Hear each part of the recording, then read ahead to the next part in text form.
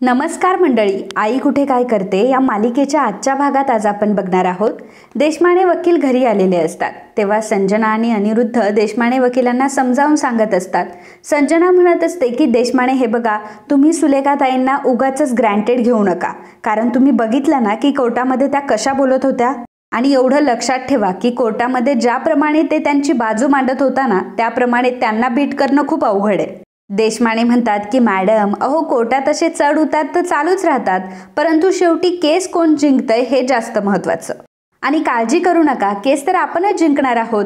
तर अनिरुद्ध आता देशमानेंना विचारतो की देशमाने, मला एक क्वेरी आहे. समजा मी जे काही केलंय म्हणजे आप्पांना फसवून आप्पांच्या खोट्या सह्या घेतल्या, समजा हे जर उद्या सुलेखाताईंनी कोर्टामध्ये प्रूव्ह केलं तर काय होऊ शकतं.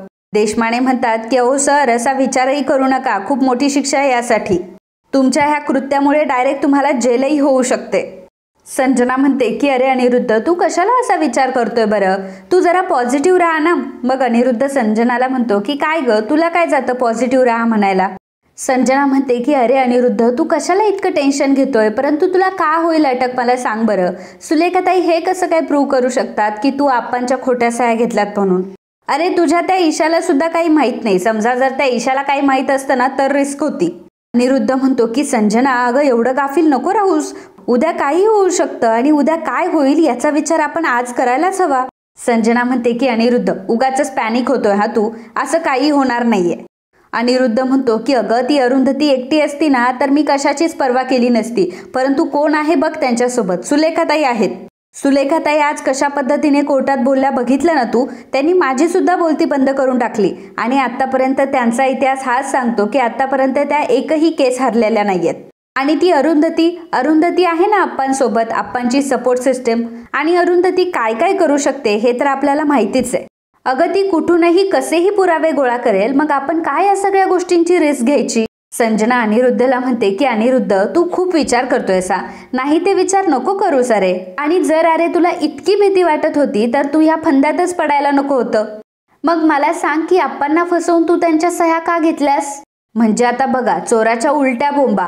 तर अनिरुद्ध संजनाला म्हणत असतो की अगं संजना, काय बोलतीयस तू, हे सगळं तर मी तुझ्या सांगण्यावरनं केलंय ना, तू मला आयुष्यभर जगू दिलं असतं का. प्रत्येक वेळे मला टोकत राहिली असती की तुला काही जमत नाही म्हणून.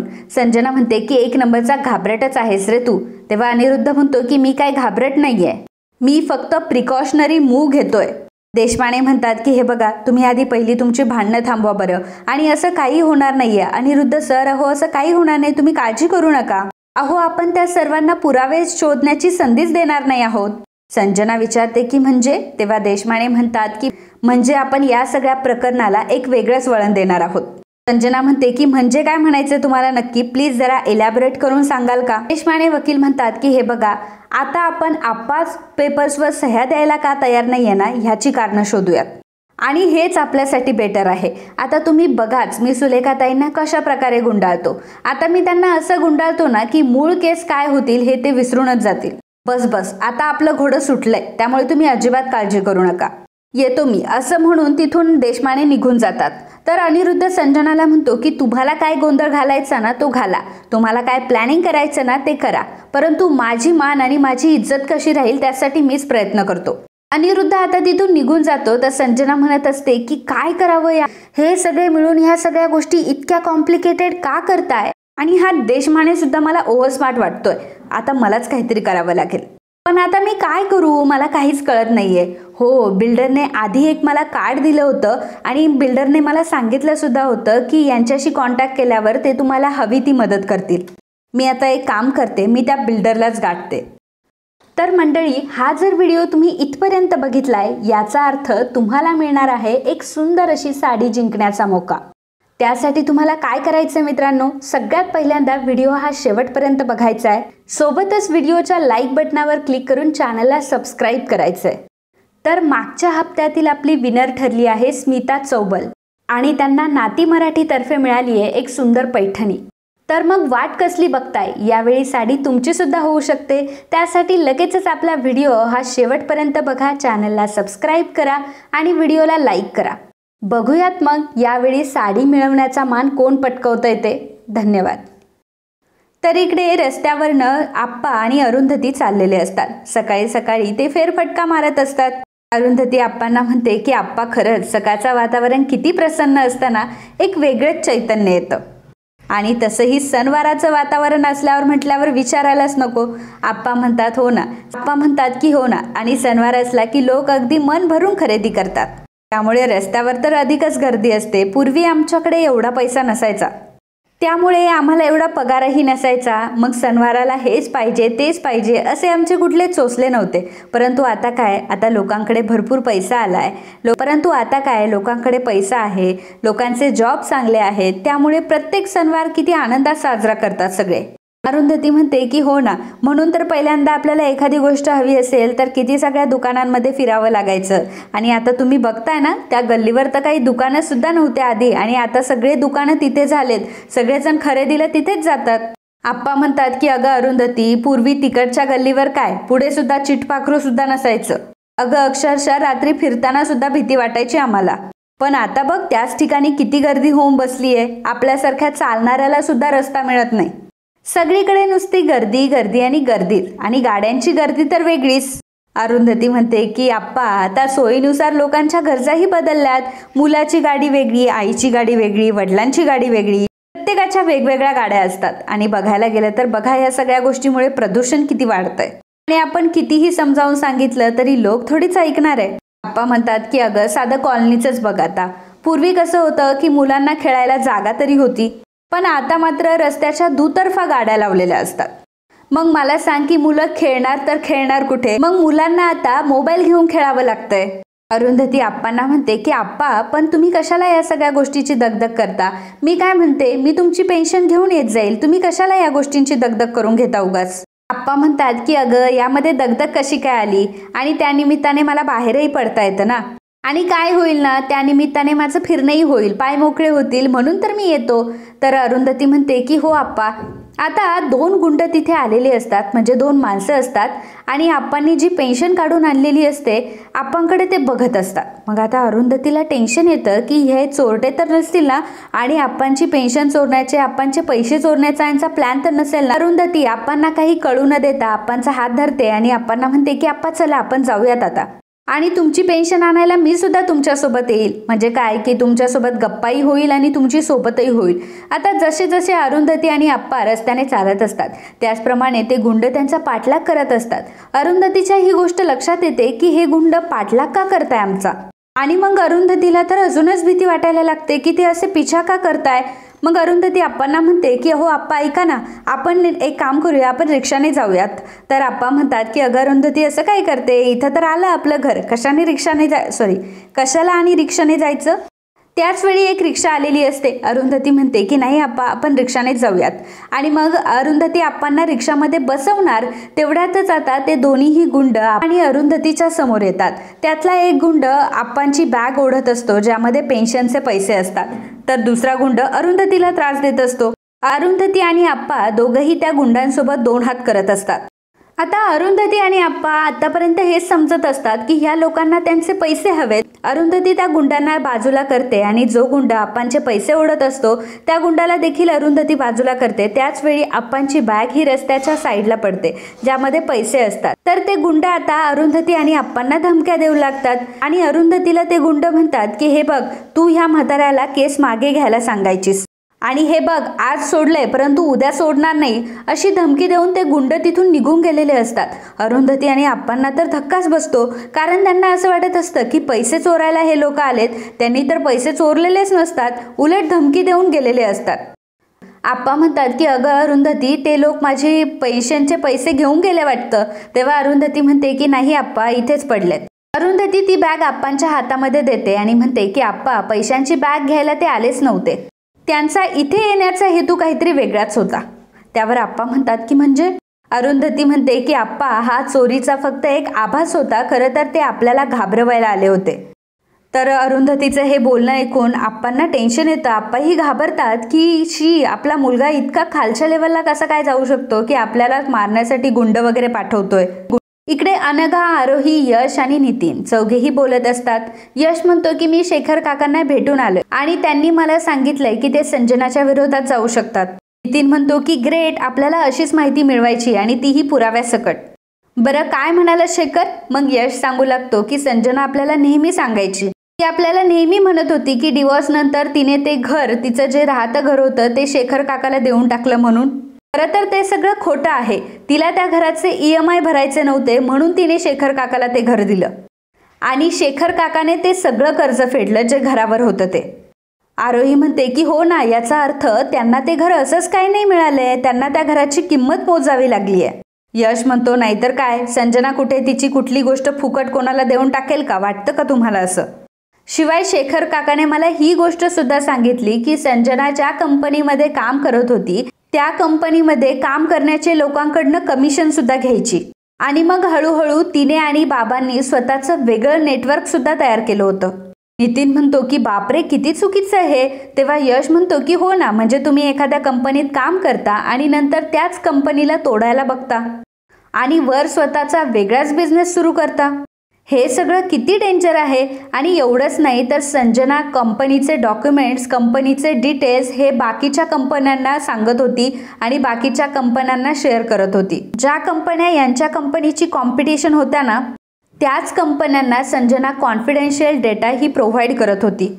अनघा म्हणते की बापरे, एवढं सगळं करून सुद्धा संजनाताई सुटल्या कशा काय? यश म्हणत असतो की संजनाची वृत्ती तर आपल्या सगळ्यांना माहिती आहे, लोकांना फसवायचं, लुबाडायचं आणि पैसे कमवायचे एवढंच तिला जमतं. अनघा म्हणते की हो, असू शकतं असं, कारण मी आणि आरोही संजनाताईच्या जुन्या इन्स्टिट्यूटमध्ये गेलो होतो आणि मग तिथेच आम्हाला कळलं की संजनाताई तिथे पार्टनर म्हणून नाहीच आहे.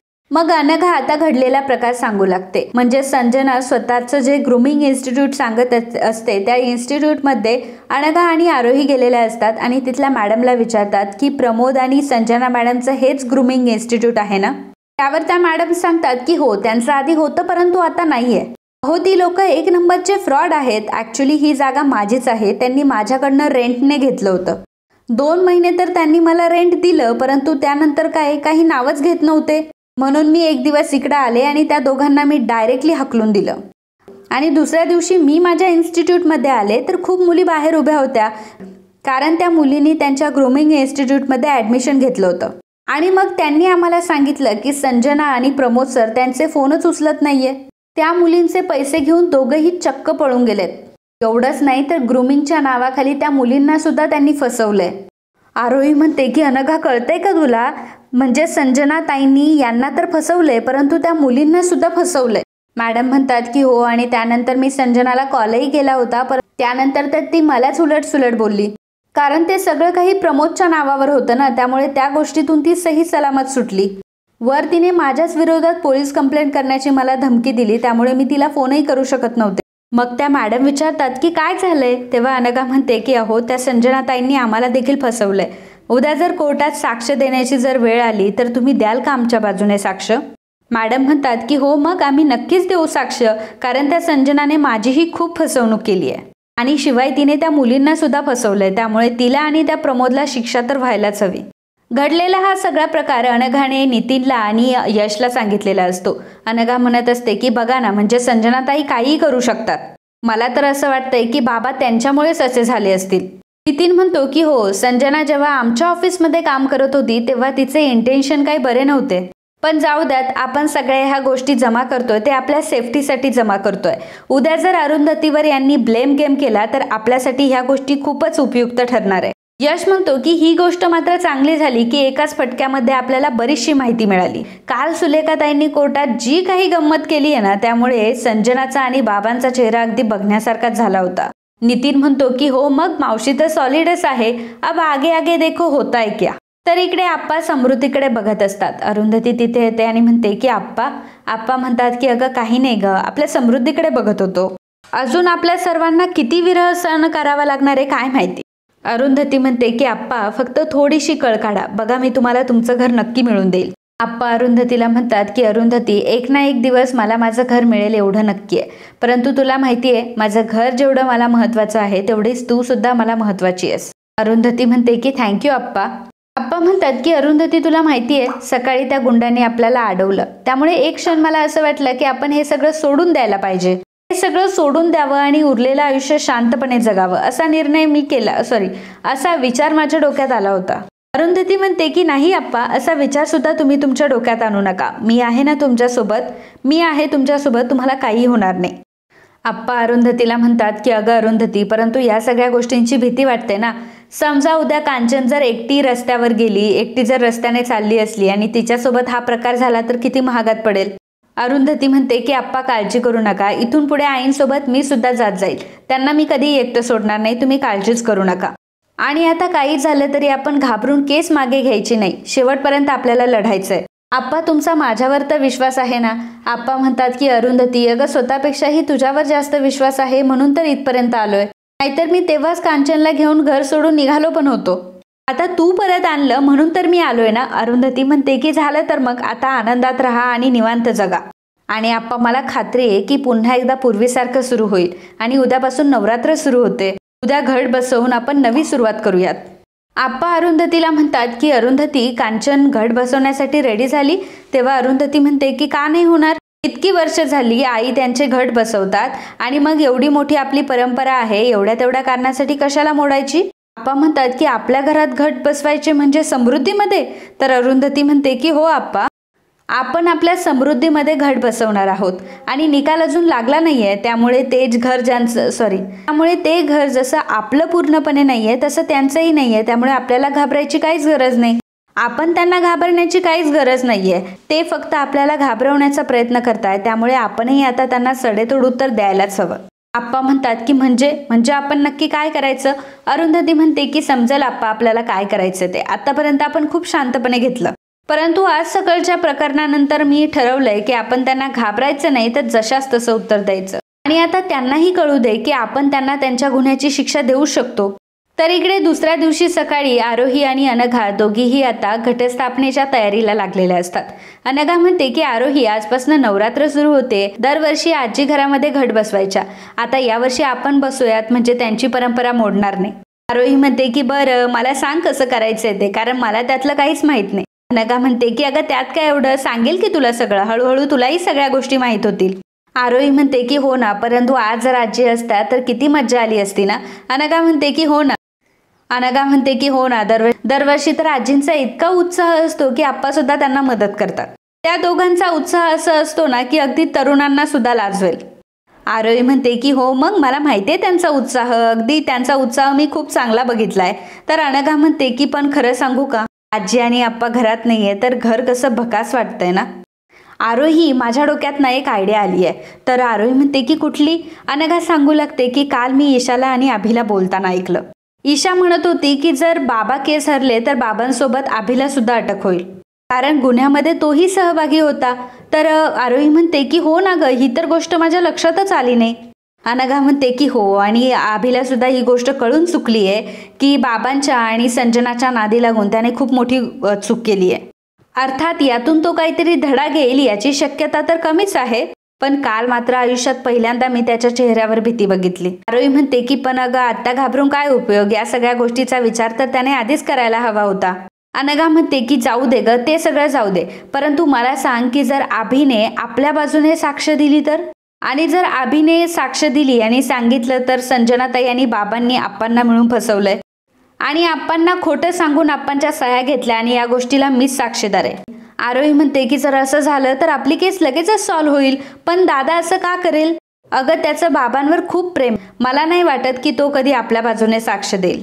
अनघा म्हणते की हो आरोही, तो सहजासहजी काही तयार होणार नाहीच आहे, परंतु मी आहे ना, मी त्याला तयार करेल. मी त्याला ही गोष्ट समजावून सांगेल की तो जे काही करतोय ते चुकीचं करतोय. आरोही म्हणते की अगं पण आतापर्यंत तू काय त्याला कमी समजवलंय का, परंतु त्याला ही गोष्ट कळतच नाहीये ना.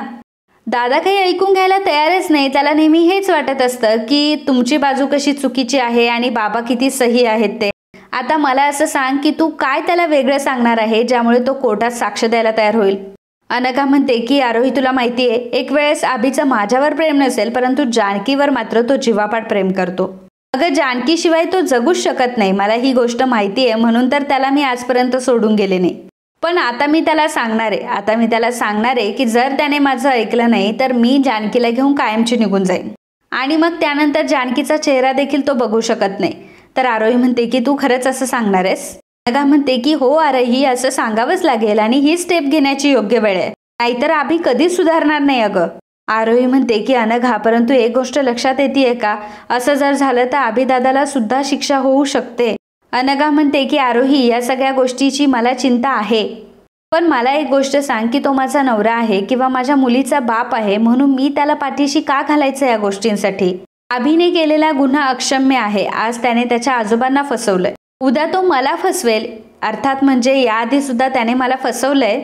पण मला सांग अनघा, मी तरी किती वर्ष हे सगळं सहन करायचंय. आरोही म्हणते की कदाचित तू बरोबर बोलतीये आणि जर त्याने कोर्टात जर साक्ष दिली तर कदाचित त्याची शिक्षाही कमी होऊ शकते. ते म्हणतात ना, काही लोकांना सांगून कळत नाही, परंतु शिक्षा झाल्यावर बरोबर ठिकाण्यावर येतात. अनघा म्हणते की तशी उपरती झाली तर बरंच आहे, परंतु मी मात्र प्रयत्न करून बघणार आहे. आणि मला तर असं वाटतंय की आपण जर जानकीला मध्ये घातलं तर अभि काही करायला तयार होऊ शकतो. आरोही अनघाला म्हणते की अनघा, मला खरंच तुझं मनापासून कौतुक वाटतंय ग. हा डिसिजन घेणं खरंच खूप अवघड आहे आणि तुझं हे सगळं मनापासून करण्याची जर इच्छा असेल ना, तर मी देवाकडे प्रार्थना करेल की तुला या सगळ्यामध्ये नक्कीच यश मिळेल. तर अनघालाही वाईट वाटत असतं की ती तिच्या नवऱ्याच्या आता विरोधात जाणार आहे, नवरा तिच्या जेलमध्ये जाणार आहे, तरी सुद्धा ती हे करणार आहे. त्यामुळे अनघाला वाईट वाटतं. मग आरोही लगेचच तिचं लक्ष वेधते आणि म्हणते की अगं अनघा, आपल्याला घट बसवायचे, काय टाइमपास चाललाय आपला, चल आवरून घेऊयात पटपट. मग अनघा म्हणते की खरं सांगू का, आज जर आजी असत्या तर नटून थटून तयार झाल्या असत्याच. आरोही म्हणते की खरंच ना, किती छान पूजा केली असती त्यांनी. अनघा म्हणते की बाबा आणि संजनामुळे अख्खं घर आपलं विखुरलं गेलंय आज. अनघा त्याबद्दल हळहळ व्यक्त करत असते. आणि मित्रांनो, आजचा हा भाग इथेच संपतो. पुढील भागात आपल्याला बघायला मिळणार आहे घटस्थापनेची घरामध्ये पूजा सुरू असते. घटस्थापनेची पूजा सुरू असते, सर्वजण जमा झालेले असतात. मग अरुंधती अनघा आणि आरोहीला म्हणते की अनघा, आरोही कोण आलेत बघा. आणि मग आजी आणि आप्पा सगळ्यांसमोर येतात. आजी आणि आप्पा घरात आलेले असतात. अनघा आणि आरोही आजींना म्हणतात की आजी, आता तुमच्या हाताने तुम्हीच घट बसवा. आप्पा आणि कांचन हे घरात आल्यामुळे संजना मात्र खूप चिडते आणि अरुंधतीला बोलू लागते, काय ग, तू काय नाटकं चालवलेस. अरुंधती म्हणते की तुम्ही तुमच्या सगळ्या मर्यादा ओलांडायच्या आणि आम्ही काय गप्प बसायचं का. आई आप्पा, तुम्ही अजिबात काळजी करू नका, कोणीही तुमच्या केसाला सुद्धा धक्का लावू शकत नाही. आणि जर तशी कोणी हिंमत केलीस तर ती व्यक्ती आहे आणि मग मी आहे. अरुंधतीने सडेतोडपणे हे सांगितलेलं असतं आणि अरुंधतीचा तो रुबाब बघून आता संजना आणि अनिरुद्ध सुद्धा घाबरतात. तर मित्रांनो, if you like my video, please do subscribe, share and comment. Thank you.